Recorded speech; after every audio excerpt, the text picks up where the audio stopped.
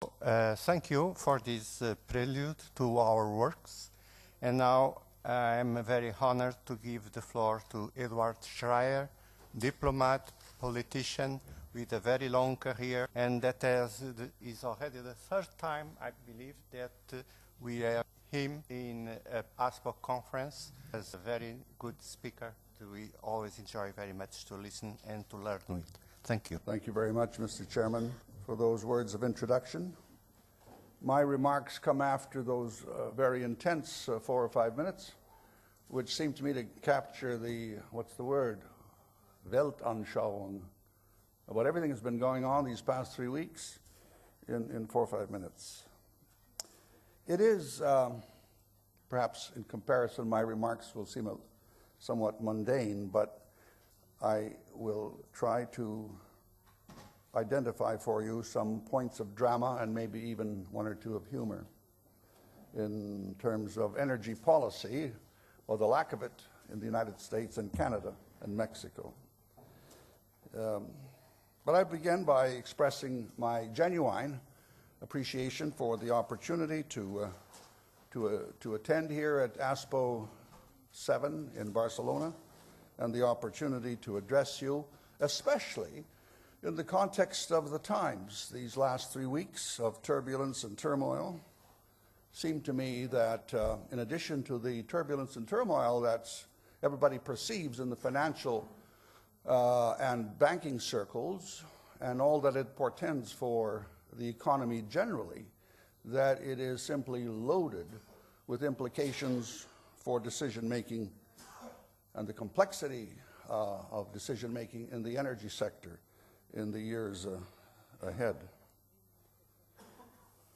If some of you feel confused about Canada-US or North American relations in general and energy sector relations in particular, don't feel badly, because confusion is rampant even back home in those 3 countries.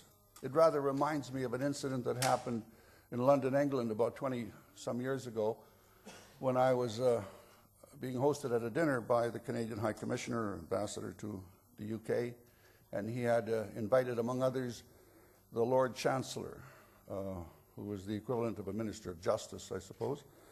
And he, in typical British humor, he said to the host, "You know, I must say that I find North American relations so confusing." He said, "For example, I find that it seems to me that the Americans are spending billions to send men to the moon, whilst you Canadians seem prepared to spend at least a few million from time to time to bring your prime ministers back down to earth." And given that just last week we had an election, a general election in Canada, once again, that particular observation is as valid in Canada today as it was 25 years ago. Insofar as the Americans are concerned, I leave it to them to show the way in about another 2 weeks.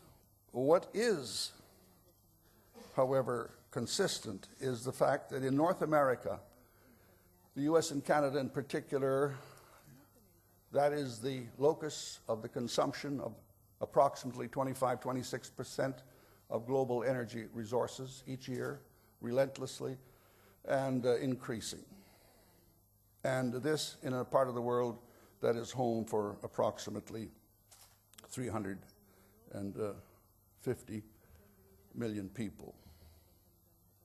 And so I want to address energy relations in North America in a way that I hope makes it easier for you to understand the subtleties and the nuances and the starker points as well.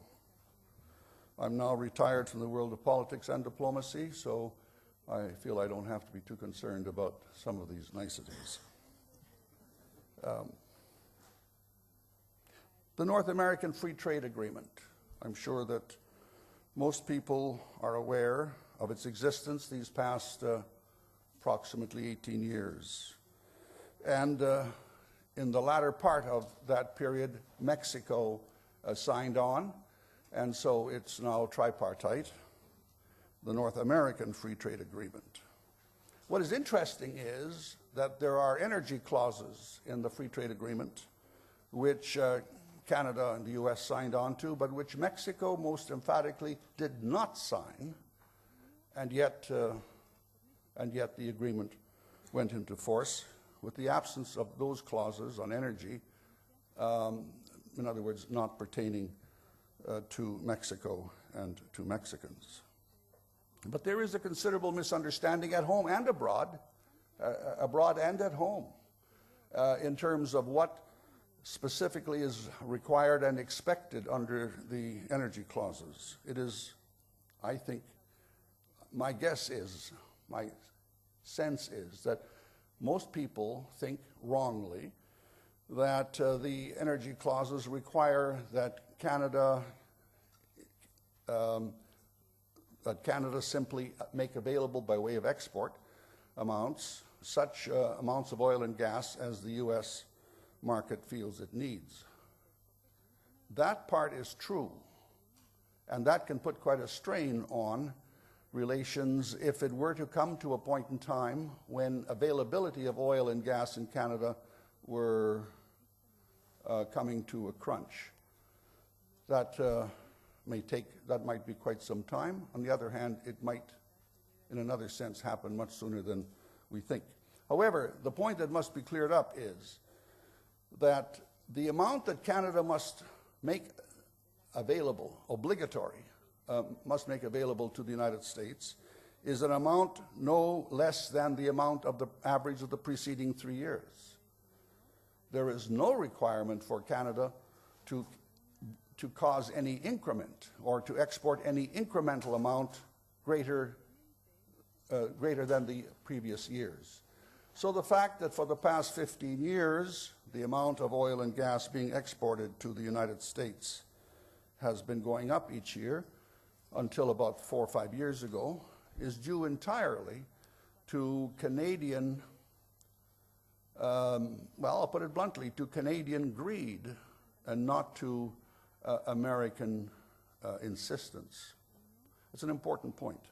If there is a problem, it is at least, therefore, at least 50% a problem of Canada's doing, and not entirely, by any means, at the insistence of the United States of America. Which brings me to a rather interesting point, which I think is germane to any discussion of future energy scenarios, and that is the notion of a very basic value or principle that goes back to the earliest days of Parliament and to the concept of a House of Commons. Now, to the word commons in that context, not generally understood in the Canadian democracy, even though we have a House of Commons like the United Kingdom, but why is it called that? There's no, I don't feel, clear, pervasive understanding of it, and yet it's very simple, and should be all the more so since October of the year 2008. That there is such a thing as a notion of public resources, common resources of sea and forest, of field and mineral, and that there has to be some mechanism, some means of holding in trust for the next and ensuing generations to be protected by real trustees, not somebody that can be bought off by a well-heeled lobby with lots of money. In the aftermath of this month's bailout, of the October 2008 Wall Street bailout, there is much turmoil and turbulence.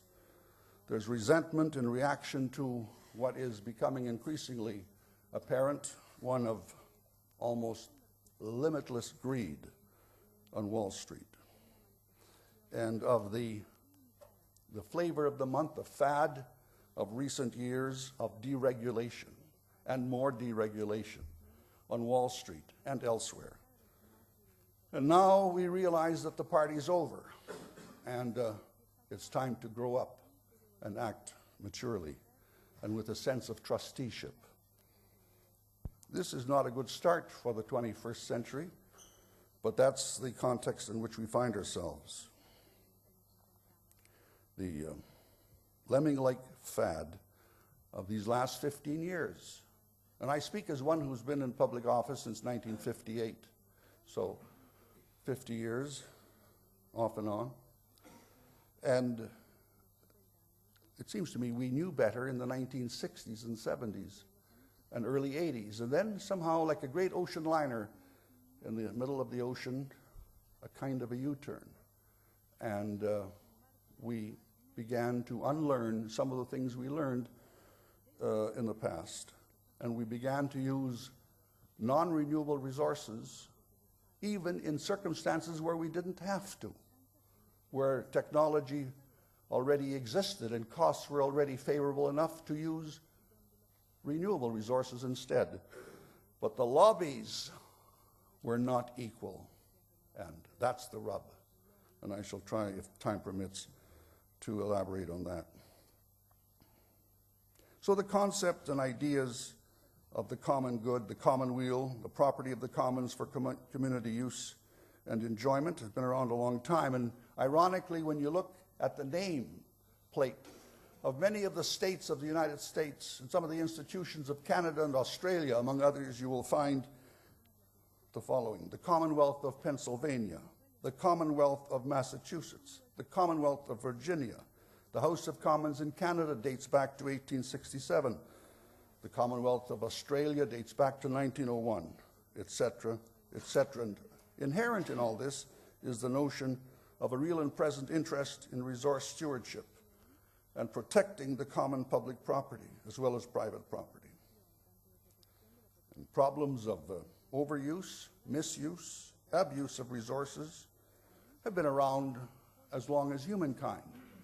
But in the days of antiquity, and you can see signs of that in the Eastern Mediterranean, the overuse or abuse of land and forest resulted in a local, at most a regional, disaster. People picked up and moved, emigrated, and started life all over again. But now we're in a global context, and the terms and conditions all of a sudden are quite different. One can say without fear of contradiction that the scale of man-created environmental impact over the millennia was and remained local in extent until the latter part of the 20th century. And now it's changed. The prevailing worldview then was of a vast planet, so vast in the eyes of the beholders as to be almost infinite. And you can empathize with the early explorers, Magellan, Columbus, etc., after spending years like a cork being tossed on a storm-bound sea, as in the case of Magellan for 3 years, the world certainly did seem infinite. That nothing that puny human beings could do could possibly impact the earth itself. And so we can too easily be critical of our ancestors for holding such views. We can be too critical about the fact that in the pioneer era of settlement in North America, they tended to be almost unthinking in their eagerness to cut down the forests, to get rid of the wildlife so as to make the land suitable for the plow and for the growing of cereal grains and food for their family, for the community, for the country, and really for the world. And it wasn't until the early part of the 20th century in Europe, with the discovery of the Haber process and other means of producing artificial fertilizer, that it became rather like a breathing spell. We could breathe easy again. The world wasn't going to run out of the area, the acreage, the space, and the means of producing sufficient foodstuffs. But if you, as Europeans, want to understand the North American psyche, it perhaps helps to bear in mind that when folks over in Europe were already experiencing the impact of excessive cutting of timber for charcoal manufacture, for metallurgy, even preceding the Industrial Revolution, but certainly with it, And until the advent of coal and the processing of coal in a way that was suitable for metallurgy, it looked as though the forests of all of Western Europe, including the United Kingdom, would be gone in no time. Moving to North America, a few people, a very small number of people, saw what seemed to them to be an infinite land space with infinite forests and it seemed infinite numbers of bison and buffalo and other animals for food that it did affect, especially in the moving from east to west, in the opening up of the frontier from east to west.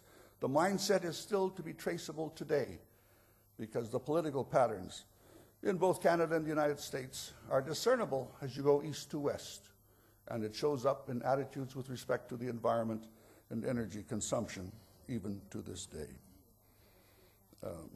The conservation ethic is certainly something relatively novel for North Americans, and especially those in the interior and the western part, although not west of the Rockies. I could go into that kind of detail, but time doesn't permit. You know, I'm sure some of you are aware of the legendary story of Buffalo Bill Cody. Buffalo Bill was one of the greatest folk heroes of the 1880s and 90s. Why? Because he could shoot more bison with his repeating rifle in one day than anyone else. And that made him a national hero. Today, he would be, I think, put in the slammer by the local sheriff, unless he had a permit. So times change, even in the open West, which, by the way, is where I come from.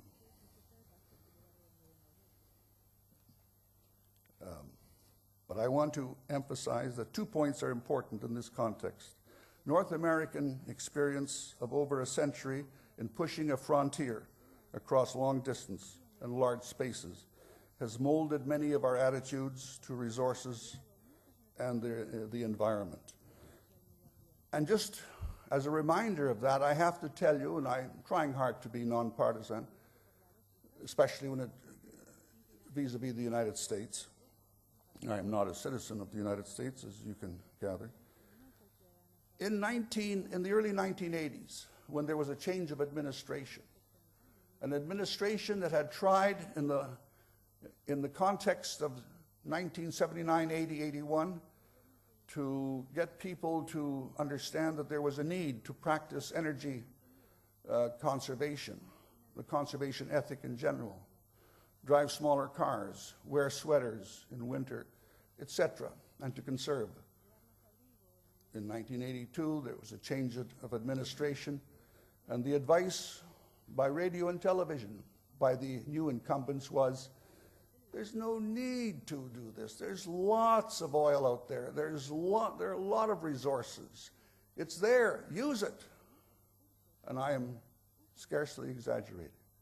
So the mindset, which would have been difficult enough to set in process, was cut short. And we reverted back to the ways of thinking more characteristic of the 1800s and earlier 1900s. And yet, reality could not be denied. In Europe, great measures were being taken at great effort to clean up rivers and the air. I think of the Rhine River and the condition it was in the 50s, and the air of London, England, and the killing smogs of the early 1950s. We didn't have to wait long. By the 1970s, early 70s, we were getting conditions in North America where, for example, a river in Cleveland was so heavily polluted on surface, it caught fire one night and burned for 3-4 hours. And that's a fact. And the Lake Erie of the Great Lakes became so congested with algae in the early 1970s that emergency action had to be taken, but the point is it was taken successfully. Now, in the early 2000s, in my home province of Manitoba, Lake Winnipeg, which is the 10th largest freshwater lake in the world, is suffering the same phenomenon. a huge overburden of algae, which makes this large lake look rather like a hay meadow in July and August. Rather spooky to see it on that scale. But what it does point to is that the resources of this planet are finite. They are capable of being depleted and or so polluted as to become unusable. And so there is need for stewardship, for conservancy, for conservation, for solicitude, for trusteeship. And sad to say, we have been getting it only at random, that many of the burning issues of the day and the resource use abuse of the day are not being dealt with the way they should. Of course, you could say in a democracy it's the people's fault. It doesn't happen. But in modern day democracy, so much depends on sophisticated, high-cost campaigns. And unless there is some effective mechanism for keeping control of expenditures in election campaigns, then I'm afraid the lobbies have the last say at the end of the day. And that explains why certain things which seem to be a violation of common sense get to be done and redone from year to year. For example, you would think that it must be an offense of common sense that in tax treatment, that instead of encouraging smaller vehicles, which we are now in North America, that it was only a few years ago that the tax treatment was such, the bigger the car, the greater was the tax credit rebate. And I kid you not. I'll give you an example. The Humvee, or the Hummer, you've heard of it, no doubt. It had attracted a $30,000 tax credit under one of the laws passed by Congress earlier in the 2000s. It was based on weight, and that's how it was camouflaged. What about the carbon dioxide emissions on the other side of the same ledger? The ledger, energy resource use, one side of the ledger. Emissions on the other side of the ledger. The two are inextricably bound together. We are either going to succeed in dealing with both, or we will fail on both. It is, to my mind, by definition, impossible to succeed in one task and fail in the other. So for those who seem to find some important reason, which escapes me, for wanting to concentrate on the one issue to the exclusion of the other, I'm sorry, I don't see it. And furthermore, I think it's impossible. And in any case, I think it's undesirable to even attempt to separate those two issues.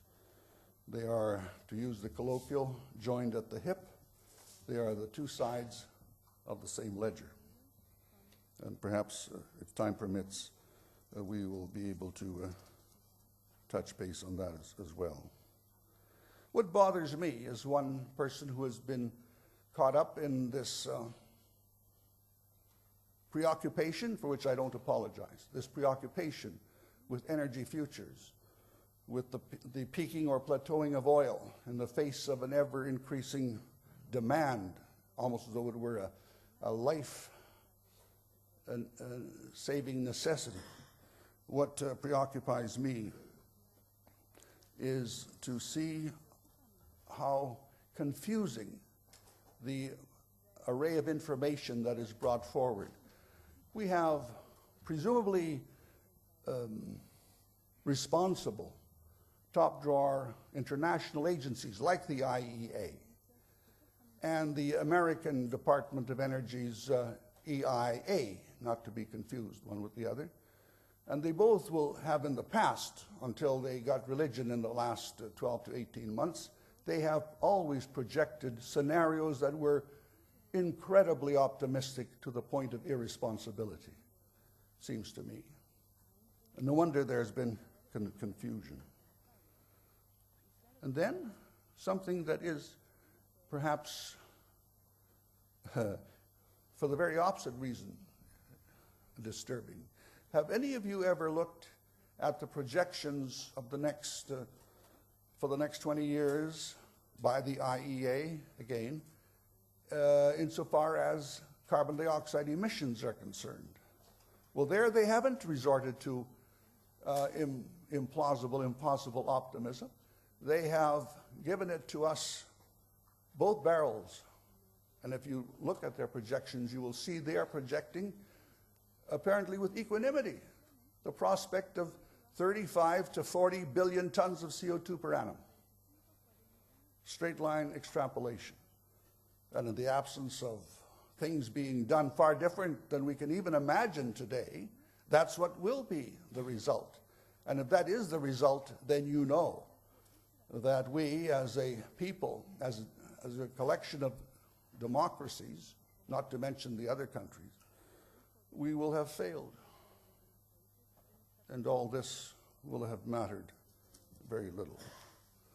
There are, in other words, definite limits to rates of consumption, of depletion, which then raises the question of the necessity, the fundamental necessity of developing renewables. But here's the rub. To do that on a scale that will make a difference is almost mind-boggling. I want to take the remaining time I have here to try to impress on you with all the emphasis I can muster that this challenge facing humankind is, with respect to energy and its emissions, is of such a scale that the scale itself is part of the problem. It's not just technology or the lack of it. It is also the scale of it. We are talking, after all, the equivalence of 86 million barrels per day of oil, not to mention a near equivalence in natural gas and coal. And you can see that to deal with all three of these fossil fuels on that scale will require the harnessing of wind and the harnessing of solar and the harnessing of hydro, and all of these beyond our wildest imagination. And I say that who has been adult lifelong dedicated to the idea that we can make a difference in harnessing renewables. But all of them, there's an old Slavic saying, I understand, every duck praises its own slough. And I see that every day when I listen to advocates of hydro, advocates of wind, advocates of solar. And the more enthusiastic of them seem to, I hope I'm wrong, they seem to poor-mouth the other two. And I say with all the emphasis I can muster, we need an all-out effort in respect of all three, and then some. So let's be very clear about that. I won't argue with somebody who says that wind energy has become price parity or cost parity with the other forms of energy. I personally, entre nous, I personally don't agree, but I think it's so close that it doesn't matter that much. And anyway, wind energy has come of age. And any country that holds back, that has the natural wind regime, is acting irresponsibly. Any country that still has significant hydroelectric resource sites to harness and is holding back is being irresponsible. And in the sun-drenched latitudes of this world, if they're holding back from harnessing solar because of the lack of high-voltage direct current transmission capability, here is the place for the World Bank and the engineers of the world to help start making a difference. We need all three. It's about as simple as that. It's a monumental challenge, but the essence is simple. We must decarbonize. Not in 10 years' time. That is why I am openly contemptuous of those in North America who say, yes, we must sign on to Kyoto. But we're going to vector our targets so that we reach them by 2050. And believe it or not, that's what some are saying. That simply is insulting to the human intelligence. The time to start is now, in responsible increments, with responsible goals stretched out over the next 5, 10, 15, 20 years and on. But to say in 50 years rather reminds me of the old attributed to Louis XIV, I think it was, or the 15th, Après moi le déluge. After me, after I'm gone, let it flood. We haven't got that kind of luxury. I don't know, Mr. Chairman, you'll have to give me a signal if I'm close to the point of 5 minutes. Yeah, you have exceeded your time. Okay. I'll bring it to a close by saying that it has to do, as we all very well know, with sustainability. Sustainability means renewable resources. What else can it mean? And the way energy policy is being talked about now, it's obviously maybe understandable for the next month or two, but not much longer. It will play second fiddle to the crises of banking and the financial sector. But when you think about it, which is ultimately the more devastating in terms of the future prospects of humanity? A civilization that has run into trouble with respect to banking and paper currency and the management and control thereof and the regulation thereof, or a humanity that has outstripped the capacity to use resources sustainably and therefore face the prospect of an imminent, much more severe future. Thank you. Thank you very much, Edward Schreyer, for your excellent address to this audience. We can take a couple of questions. We don't have much time.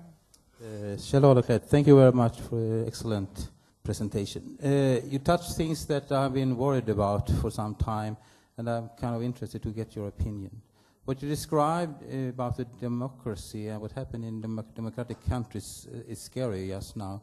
Can we say that we are maybe even reaching peak democracy because what is happening now? Well, I have hope because I still, despite my age, I'm still in many ways an optimist. I find that in the case of democracy in my country, what keeps me optimistic is the fact that just 2 or 3, well actually 4 or 5 years ago, the majority of Parliament passed laws which put a very real and genuine limit on the power of money to speak in our elections. There's a very definite limit, both by corporations and individuals and trade unions. And it seems to have caught on, and it seems to have multi-party support, and it is making a difference already. Money is at the root of so much skullduggery in politics, and where you see a country that isn't able to curtail the influence of big money and big lobbies, they're in trouble. I don't want to mention names, but... Roger Bentley of Reading University. Mr. Schreyer, am I correct in detecting there's been a change in Canada in the environmental minister's view? I'm asking in terms of Canadian tar sands and CO2 limits and exports of the things. I seem to remember 3 or 4 years ago the Ministry of Environment saying, well, we'd be foolish not to develop the tar sands. It's there and it's to be developed. Has there been I'm perhaps missing the history. Has there been a change in the Canadian view about that at all? Not really. The tar sands in Canada are a major item now. There's no use pretending otherwise. This may shock you to know that the conventional oil production in Canada is on a sharp decline, as is conventional natural gas. It may surprise you to know that already 50% of Canada's domestic oil production is tar sand derived. 50%, and in 20 years it seems like it will be closer to 80%. So sharp is the decline in our conventional oil. And natural gas was even more of a rude surprise because it came more quickly. I mean, we've had some tip-off on oil, conventional oil in Canada for 25 years already. I mean, those that knew how to look for that could see it. But natural gas, we thought we were natural gas rich until about the year 2002. And then all of a sudden, we're up against a plateau. And there's nothing on the horizon to indicate otherwise. And here's the rub. In the turmoil of the financial markets right now, the price of oil and gas has come down. It went up 200% plus. Now it's down 100% from the peak. And in the meantime, every pipeline, they're talking big pipelines now from the Arctic and from Alaska, and tar sand, and every one of those projects is multi-billion, and they've been subject to 20-30% overruns. Now all of a sudden the price of oil and gas has plummeted, and they were nervous to begin with because of the cost. You can see we're in for a very turbulent, I think that everybody involved in investment decision-making in oil and gas in North America is going to have ulcers before the end of the year, because you don't know on what to base your decisions. Thank you very much for that absolutely splendid and eloquent, I think, interpretation of what's happening. You mentioned two words, stewardship, I think, trusteeship. To me, those are the essence of the future. I read to you something that I wrote 5, 6, 7 years ago. Since that time I've been rewriting and rethinking. And one of the things, it seems to me, is that we could actually create a new economic system which is based on stewardship and on trusteeship and on healing the earth with a new financial and monetary system based on ecology and not on energy. And I wondered if you feel that might be possible for the human race to gather together collectively to ensure that that happens. Well, you're the philosopher and poet, and I hesitate to give you poetic advice based from what I recall from a British poet who once wrote that man's reach must exceed his grasp, or else what is heaven for? So that's the case for remaining an optimist, to think that it can be possible after all. Thanks a lot.